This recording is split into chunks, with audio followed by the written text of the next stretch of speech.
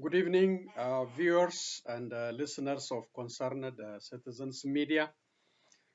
Thank you again for joining me. Today is January the 10th, 2022. Uh, so I start with Senator Chris Coons interview with CNN on the situation on Ethiopia. He's a senior senator on a foreign relation. He met with Prime Minister Abiy Ahmed before, so he is, an important guy for hopefully to settle the situation in Ethiopia. So if you already watch these interviews, I think it's done a couple of days ago. If you watch it before, it could be a review for you, and it will be good for those who missed it to watch it uh, and see what he's saying about the conflict in northern part of Ethiopia. Then I have some other news and videos after that. Thank you again for joining me. Let's listen to Senator Chris Coons interview with CNN. You've met with Prime Minister Abiy Ahmed several times. Do you think that he's actually listening to the United States or not? Well, it's hard to understand and assess exactly moment to moment what any particular world leader is thinking. Our initial meeting now many months ago was quite encouraging, and he took some concrete steps in a positive direction. But in recent months, as the control of the battlefield has seesawed back and forth, seeing the TPLF make significant progress in the Amhara and Afar provinces and threaten the capital, and now being pushed back to Tigray province, reportedly through the use of drones by the ENDF, by Prime Minister Abiy's federal forces. I am hoping that he will once again consider world opinion. He's hearing from a number of African leaders, world leaders, urging him to take this moment and to find a negotiated resolution to this conflict. Otherwise, he risks ongoing humanitarian crises, sanctions from the United States and other countries, and the potential breakup of the Federal Republic of Ethiopia. Abiy Ahmed, as you talked about, though, has seemed to show some restraint now that the TPLF is calling for some kind of truce. In terms of what the US has done to lead us to this point, the US has imposed sanctions on Eritrea. They've also sort of eliminated Ethiopia from a trade program. Now, do you think that more needs to be done to fully bring both sides here to the negotiating table? I think we need to sustain regular engagement with Ethiopia and other regional actors to make sure that this opportunity is not lost. There is a humanitarian crisis unfolding in Tigray, and there is a moment here that hopefully Prime Minister Abiy will take to seek a negotiated resolution to this conflict. I spoke to the head of the TPLF a few days ago, and I asked him, listen, if you get a ceasefire, if you get a truce, what's next for Tigray? Will you actually try to seek independence for the region? And he wouldn't rule it out. He said it was a possibility. He said that, everything's on the table at this point. What is your greatest fear about the future of Ethiopia and all of this? To see an ongoing conflict with Tigray over Tigrayan independence, I think would open the door towards the dissolution of the Federal Republic of Ethiopia. I think that is something we should all be working against. Ethiopia, in my view, is best preserved as the robust federal republic it's been for decades. This is ultimately, of course, a choice for Ethiopians, but to the extent the United States has anything to say, we will continue to try and provide humanitarian relief for those in Tigray and throughout the country who are suffering from famine, and support for a restoration of the rule of law, accountability for the widespread human rights abuses of the last year plus of conflict, and a path forward that restores peace. You bring up an important point when you said that this is ultimately a decision for Ethiopians. As you know, Senator, Ethiopians are very proud of the fact that they're the only country, pretty much the only country, or one of the only countries in Africa that have never been colonized. I mean, obviously, the Italians occupied Ethiopia for quite some time, but they are distinct in that sense. And many Ethiopians that I've spoken to just simply do not believe that the U.S. has a right to intervene in their affairs. For Ethiopians who are watching this program who feel that way, what do you say to justify the U.S.'s continued involvement and, quite frankly, interference? Well, I would say that the United States and the vast majority of the members of the United Nations have signed to a compact, an international declaration of human rights. And some would characterize it as interference. Our engagement in Ethiopian matters has overwhelmingly been to encourage transparency and accountability around human rights violations, to encourage foreign troops, in particular Eritrean troops, to withdraw from conflict in Ethiopia, to hold to account both Tigrayans and Amharans and members of the ENDF and members of the Eritrean forces who committed human rights abuses, and to provide humanitarian relief and support.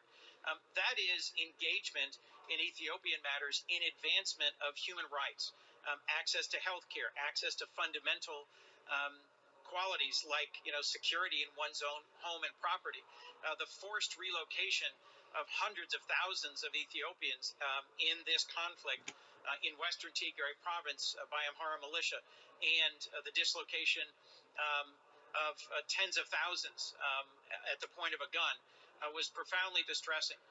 We also, as the United States, have been a champion of democracy, of free and fair elections, and provided support for elections in Ethiopia for many years. Another country in the region where democracy, as you know, is a big buzzword is, of course, Sudan. The Prime Minister, Abiy Ahmed, resigned on Sunday. He stepped down. The controversial deal that he signed with the military 2 months ago proved to be the beginning of his undoing. Looking back, do you think that deal that he struck with the military in November, do you believe that was a mistake? I was in Khartoum last year and met with Prime Minister Hamdok and General Burhan and a number of other leaders, and was encouraged and inspired at that point by the steady progress being made towards civilian rule. I do think that the military coup that overthrew Prime Minister Hamdok and led to his home arrest was something he was trying to negotiate a way out of, but ultimately was not successful. We here in the United States should continue to support democracy in Sudan, the rule of law, and accountability for those who have undermined democracy and carried out this coup. So, obviously, the U.S., as you say, supports democracy. Clearly, the U.S. is supporting the Sudanese people. But what does that mean in practical terms? I mean, what can the U.S. do? I mean, the people of Sudan are hungry for democracy, so much so that many have lost their lives for it, protesting in the streets. What can the U.S. actually do beyond strongly worded statements and press releases? Well, our relationship with Sudan today is one of both encouragement and discouragement. We are offering robust development assistance. I believe at the end of last year was a $700 million commitment. In the year going forward, we're offering more than $1 billion in development and humanitarian assistance to Sudan, access to world markets and to opportunities for peaceful and positive relationships in the region. But frankly, we also are threatening to impose individual sanctions on those military and national leaders who are standing in the way of democracy. More than 50 protesters have been shot and killed in the streets of Khartoum and in other places throughout Sudan. This is a country, I'll remind you, that conducted a genocide in Darfur in the late decades of the last century under the previous rulers. So it has come through a dark and difficult history. There is a moment here of real opportunity for progress towards democracy, and it's our hope that our regional partners and allies, those that also care about stability in Sudan, will be positively engaged. So one of the other things, Zain, that we should be doing and are doing is reaching out to other countries that have close relationships in Khartoum and encouraging them to support progress towards a more sustainably democratic society in Sudan. All right, Senator Chris Coons, thank you so much for being with us. Thank you. Okay, so encouraging the senator talking about the positive step Abiy Ahmed should take, but he said he took concrete steps after he met with him, but I didn't see any concrete steps. He's still bombing Tigray, even like a day or two ago on Friday, I think, he bombed the refugee camp, he bombed and he killed refugees. So that's another violation of human rights. Abiy is not listening. Isaias Afwerki is not listening. His leaders, they are looking for something strong, tough sanctions, or some, immediate force to remove them. That's the language they are waiting for. They don't care that much about sanctions. They don't care about the threats. Isaias Afwerki has been dealing with sanctions, so he is the advisor of Abiy Ahmed now. Abiy Ahmed, he don't care that much about the threat of sanctions. Some other threats. He listened to you maybe, but he will lie to you. He lied to the Ethiopians. He lied to the global community. He lied to the United Nations, General Secretary Antonio Guterres. So he don't care. Okay, let's read some other news, and I have some more videos. This one is about today between the White House and Prime Minister Abiy Ahmed. President Joe Biden called with Prime Minister Abiy Ahmed of Ethiopia. So this is a readout. Let me read. President Joseph R. Biden Jr. spoke today with Prime Minister Abiy Ahmed of Ethiopia to discuss the ongoing conflict in Ethiopia and opportunities to advance peace and reconciliation. President Biden condemned Prime Minister Abiy on the recent release.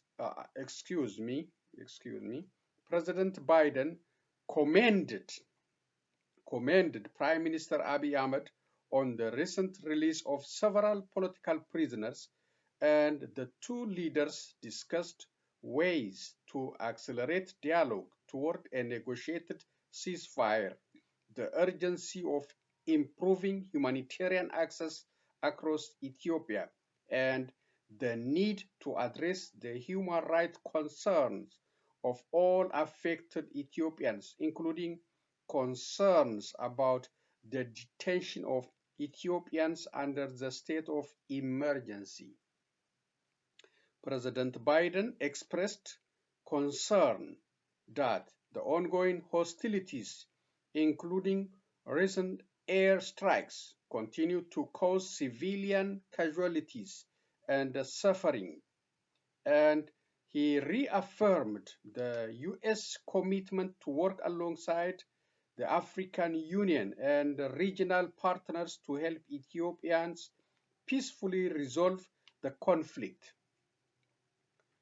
Both leaders underscored the importance of the U.S.-Ethiopia relationship, the potential to strengthen cooperation on a range of issues, and the need for concrete progress to resolve the conflict.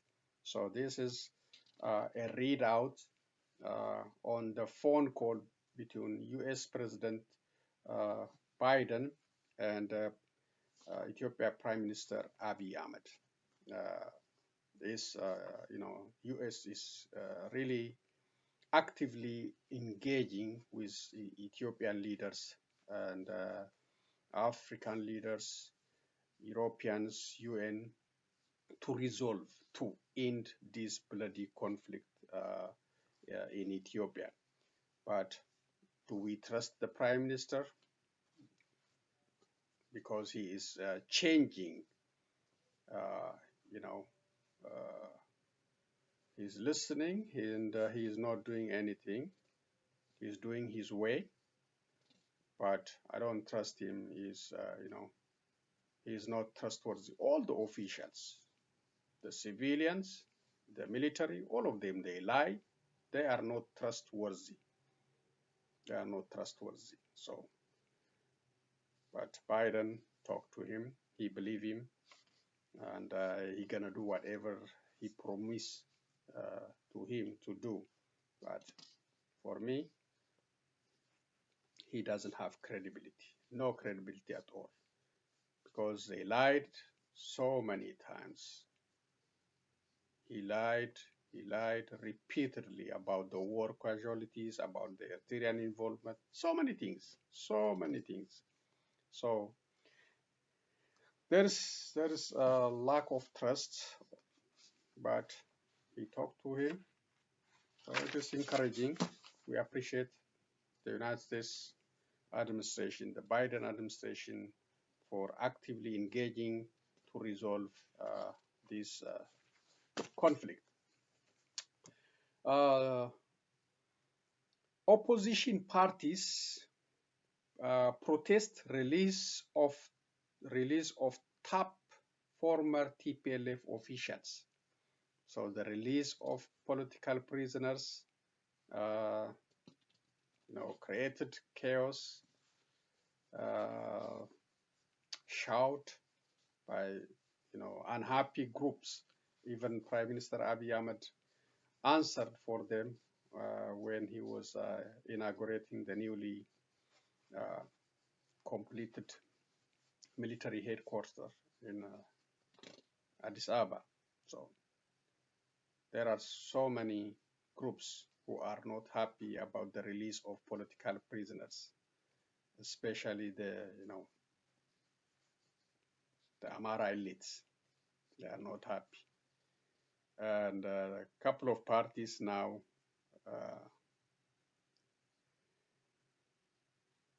saying the following statement. Let's see. Opposition parties, Ethiopia Citizens for Social Justice, National Movement of Amara, NAMA, and Innat Party denounced the release of top former TPLF officials Sibhat Nega, Mulu ገብረ እግዚአብሔር, ቅዱሳን Nega, Ambassador Abadi Zammu, and Abai Woldo. National Movement of Amara, NAMA, called the move a big historical mistake that seriously undermines the interests and the dignity of the country and its people. NAMA argued that the government's decision to release the leaders of the designated terrorist organization, TPLF, unconditionally without preconditions and explanations devalue the sacrifice paid by all Ethiopians for the survival of the national country and the peace and the security of its people. That's their argument. The decision is inhumane and unjust, made in the name of forgiveness and humanity. The statement read, NAMA, National Movement of Amara, maintained that the war in northern Ethiopia is yet to be over and criticized the ruling party for heading toward post-conflict directions while the war is being reignited on all fronts. Ethiopian Citizens for Social Justice, on its part, said, this is led by Dr. Branu Naga, on its part said, Such hastily decisions undermine justice and erode trust in judiciary institutions. The party also criticized the government for conflating national dialogue with peace negotiations and monopolizing the process of national dialogue. The government is hand-picking the agendas and recruiting the participants of the dialogue while a commission is being set up to oversee the process, the statement read. Another opposition party, Innat Party, released a statement opposing the decision made by the government to release prominent political figures, unexpectedly lifting charges of founders of a designated terrorist organization accused of treason shows interference in the justice system and authoritarianism. The statement read, adding, the decision was made to defend the ruling party's grip on power instead of national sovereignty and public safety. Oh, these are serious accusations. According to the Minister of Justice, Gideon Timotheus, the government's decision to drop charges by releasing some detainees will contribute to the inclusiveness of the planned national dialogue. The decision was passed taking into account national inclusiveness, humanity, and compassion, he said. In connection with this, in a public speech held at the inauguration of the new building of the Minister of Defense headquarters, Prime Minister Abiy Ahmed addressed the outrage that followed the release of what he called defeated forces. We were shocked when we first heard the decision, but we want it to be understood that it will benefit Ethiopia tremendously, he said, adding, it is a tough pill to swallow, but I ask you to accept the decision for the sake of your country. On January 7, 2022, the government released Eskander Nega, founder of the opposition Balderas for Genuine Democracy, as well as members of the Oromo Federalist Congress, such as Johar Mohammed, Bakala Garba, Dejene Tafa, Hamza Borana, and many others. Credit for this one at this standard. So they are angry. I don't know what they want to do with these people.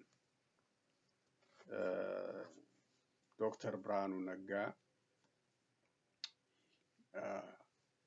his party was a victim in the past. So forgiveness, it's okay. You know, why they get angry? They want to see them dead. That's what they want. And if you want to bring peace, stability in that country, you know, forgiveness is another way, but we don't know if it's forgiveness or if it's some kind of external pressure or internal pressure Abiy Ahmed is facing. We don't know. We don't know. But it's a good thing they are released. And these are just senior individuals. They are not combatant. They are not active member of TPLF. So why these parties are pissed off? Why they are angry about the release of those political prisoners? They want to continue the bloodshed. That's why. Okay. UNICEF, Refugee International condemned airstrikes on IDP settlement in Tigray. United Nations Children Fund, UNICEF, and Refugee International yesterday issued a statement about the recent deadly airstrike on a camp for people displaced by the conflict in the Tigray region. Both aid agencies condemned the attacks on refugee camps and IDP settlements. UNICEF is outraged by the recent airstrikes on camps for internally displaced persons and refugees in Tigray, northern Ethiopia, the statement read. After mentioning that the January 5 and 7 attacks claimed the lives of civilians, including children, UNICEF noted that failing to respect and protect internally displaced people from attacks may constitute a violation of international humanitarian law. Refugee International, on its part, said, Refugees International is deeply saddened by the loss of life during a recent airstrikes on a camp for internally displaced people in Tigray, adding, refugees and internally displaced people should never be targeted during conflict and at a minimum must be able to seek safety elsewhere. The statement added that much of Tigray is forced into famine with a blockade of almost all aid, including food and medicine, and recalled that as of January 7, 2022, a mere 1338 of the required 17,600 trucks needed to provide humanitarian supplies have entered Tigray. Famine days are mounting, a minimum of 425 hunger days per day, and a conservative maximum of 1,201 days per day, Refugee International said.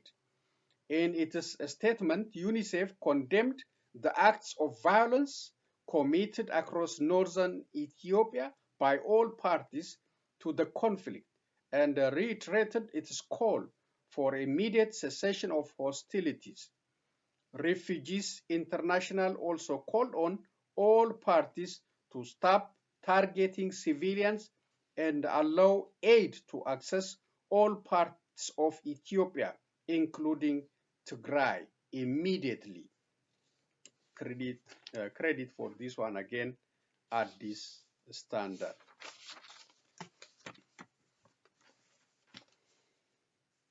Ethiopia's rebellious Tigray party accused Eritrea of attacking its forces.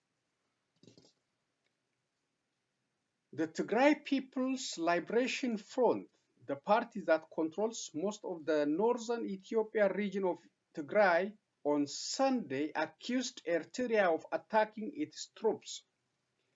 In another development in the conflict, aid organizations suspended their operations in an area of northern Tigray where 56 civilians were killed by an air strike over the weekend. The United Nations Agency for Humanitarian Affairs, OCHA, said. The Eritrean military launched fresh attacks against our forces yesterday in Sigem Kofolo, located in northwestern Tigray, close to Shiraro town, TPLF spokesman Getachew Reda wrote on a Twitter. Reuters couldn't verify the alleged attack on the as the communication network is down in the area. Eritrea Information Minister Yemane Gebremasqal didn't immediately respond to requests for comment. Ethiopia's military spokesman, Colonel Getnet Adane, and the government spokesman, Legesse Tulu, didn't immediately respond to requests for comment. Prime Minister Abiy Ahmed's spokeswoman, Bilene Sium, also didn't respond to a request for comment. A lack of medicines, fuel, and other essential commodities was disrupting the response to the injured, OCHA said in a statement announcing suspension of operations following the airstrike that hit a camp for internally displaced people late on Friday.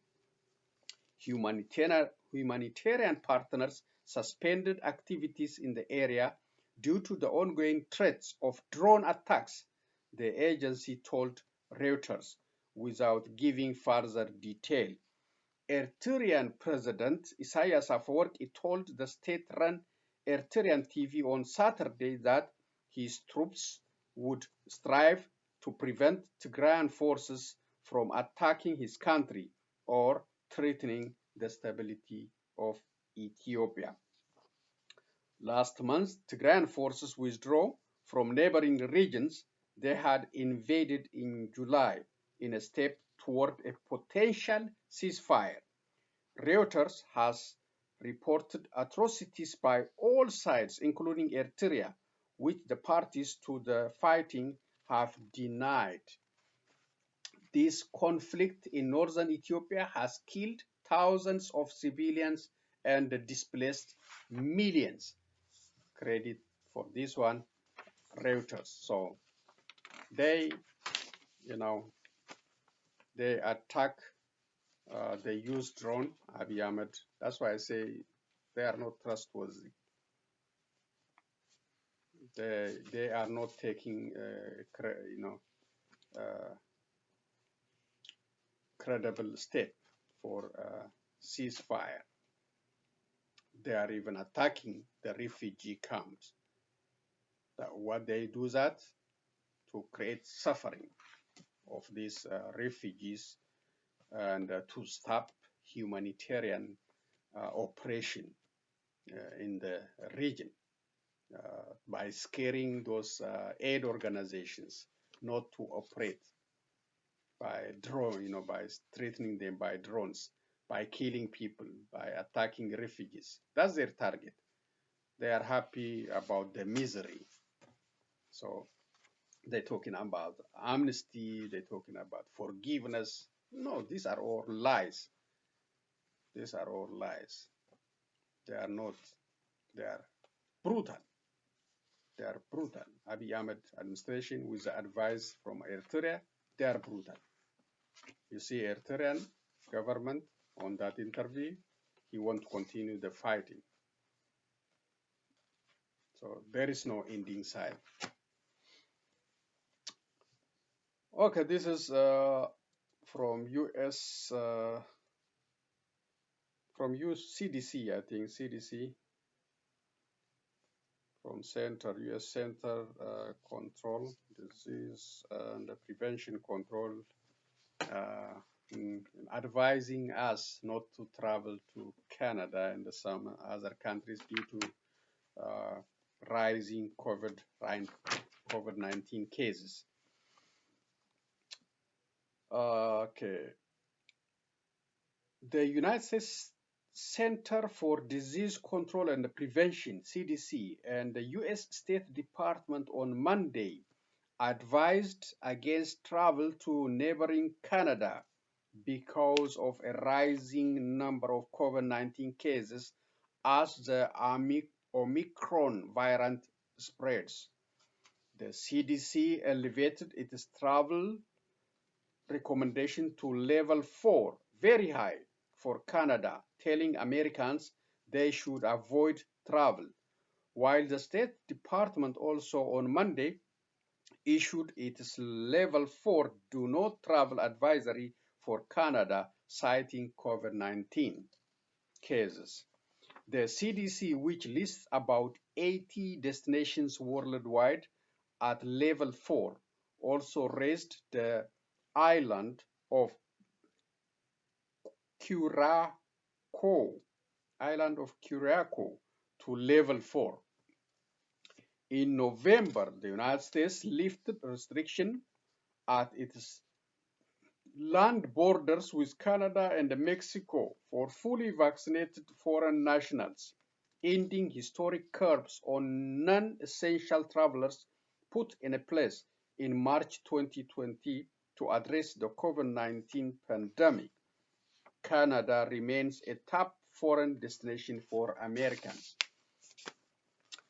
We are aware of the latest CDC advice, said a spokeswoman for Canadian Foreign Minister Mélanie Joly, noting that last month Ottawa had urged residents against non-essential travel. Canada first issued the advisory in March 2020, but withdrew it last October before the first Omicron cases were reported, citing the success of vaccination campaigns. This month, Canada broke its one-day record for the highest number of people hospitalized with COVID-19. Last Friday, officials said new daily cases had soared by 65% in the previous week, threatening healthcare system. The CDC on Monday also lowered travel recommendation from level 4 to level 3 high to Armenia, Belarus, Lesotho, and Zimbabwe. It also rates Singapore as level 3 after it previously was listed as unknown. The CDC says Americans should be fully vaccinated before traveling to level 3 destinations. COVID-19 hospitalization in the United States reached a record high of 132,646, according to a Reuters tally on Monday, as the highly contagious Omicron variant pushed hospitalization past the record 132,051 set in January last year. So credit Reuters. So that's COVID-19, and the new variant challenge we are facing.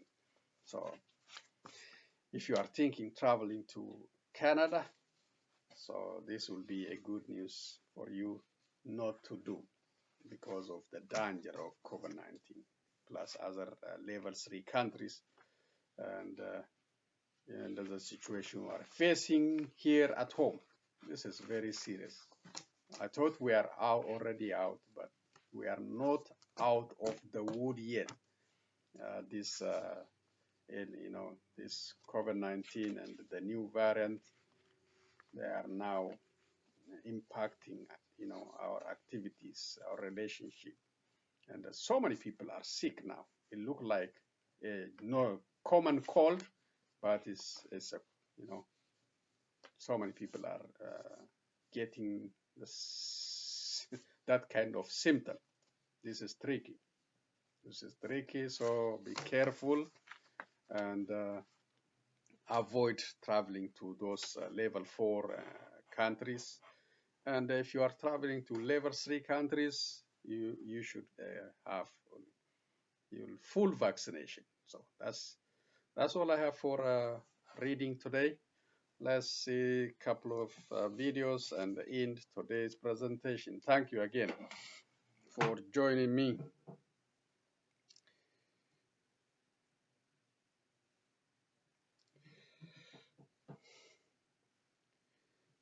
So the first one,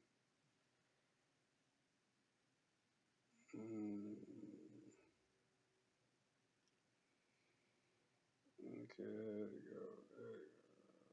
All right. Let's see if I can get Harry. No. What? No, okay, not this one. Okay.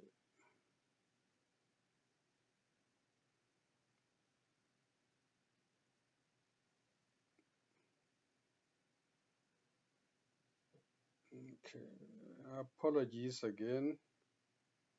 This technology is bothering me. Okay.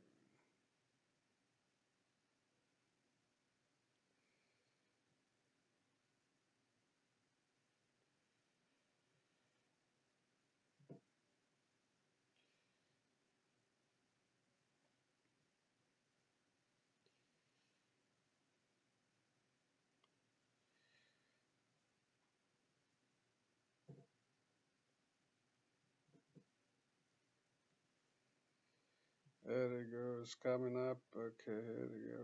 Okay, here we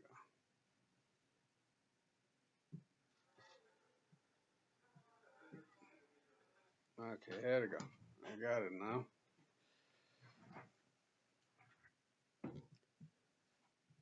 Okay, just very two short videos. One is about North Korea, and the other one is, I think, is Iraq.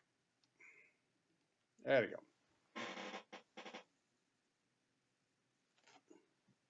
Come on.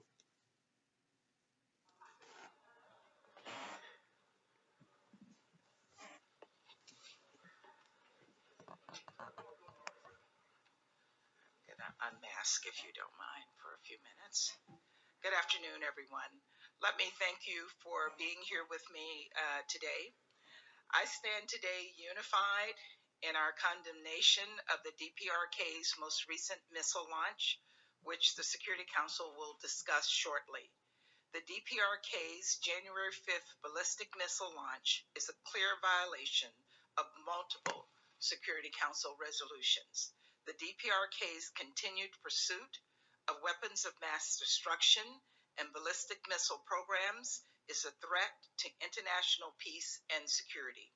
This launch is the latest in a series of ballistic missile launches and shows the DPRK's determination to expand its unlawful weapons capability.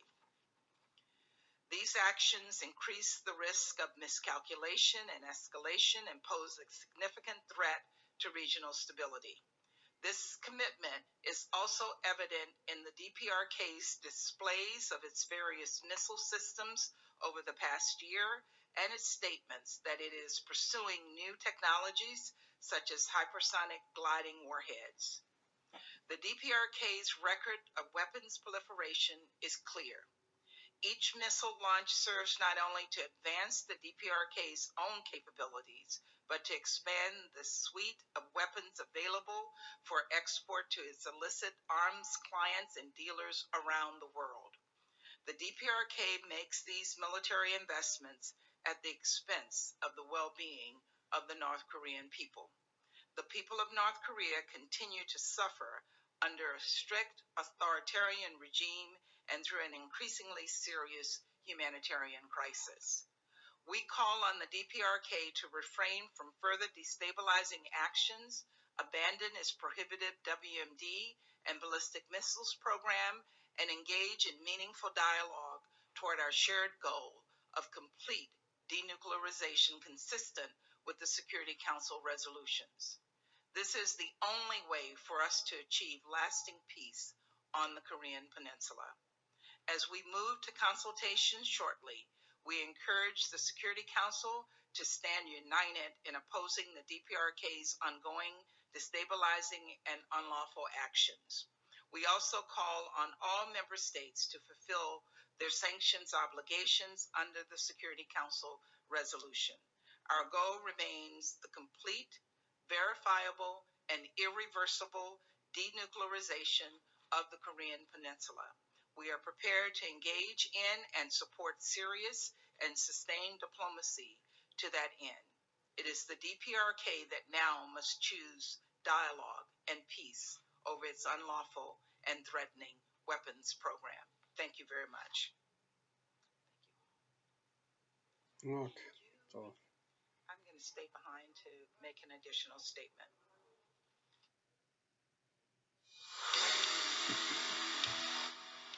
come on, man.